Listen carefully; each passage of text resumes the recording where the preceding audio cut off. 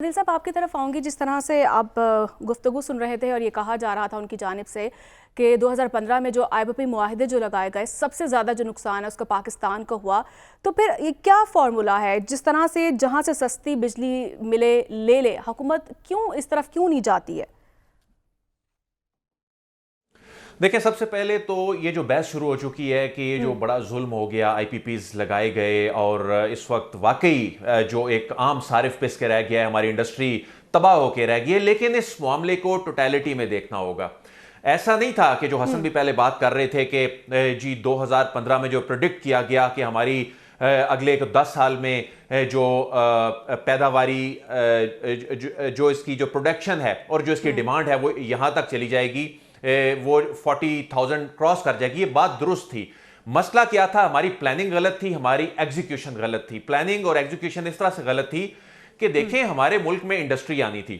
ہم نے اربوں ڈالرز قرضہ لے کے ہم نے وہ سڑکیں بنائی سی پیک کی, ہم نے وہ قرضہ لے کے جو پلانٹس لگائے. کیوں؟ ہم نے جو اسپیشل اکنامک زون ملک بھر میں 9 زون بنانے تھے, وہاں پہ انڈسٹری لگنی تھی.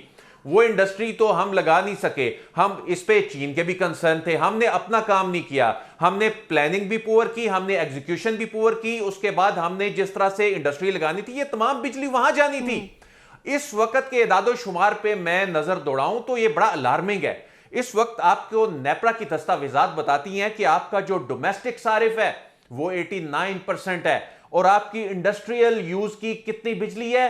یہ 1% ہے. یہ بہت تشویشناک ہے. اس میں جو کمرشل اوورال 9% ہے, اس میں 1% آپ کی انڈسٹری میں جا رہی ہے. آپ کے ملک میں یہ تمام جو منصوبے یہ لگائے گئے تھے, خاص طور پہ جو 2015 کے منصوبے تھے, آپ کے ملک میں انڈسٹری لگنی تھی. اس وقت 1% جو ہے وہ انڈسٹری کی طرف جا رہا ہے, باقی سارا آپ کا کنزیومر ہے. اچھا, اس کے بعد پھر آپ نے کیا کیا؟ انڈسٹری لگ بھی جاتی, جو کہ ہم اور کاموں میں پڑ گئے, انڈسٹری لگ بھی جاتی, آپ نے اپنا ڈسٹریبیوشن کا نیٹ ورک ہی نہیں بنایا.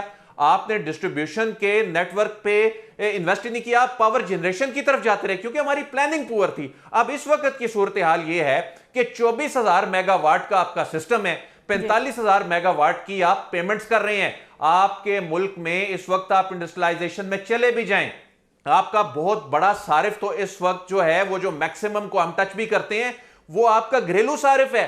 انڈسٹری تو آپ اس وقت لگانے کی فارم میں اس وقت آئیں گے جب آپ کا ڈسٹریبیوشن سسٹم جو ہے یہ 24-25 ہزار سے اوپر جانے کی صلاحیت رکھتا ہوگا.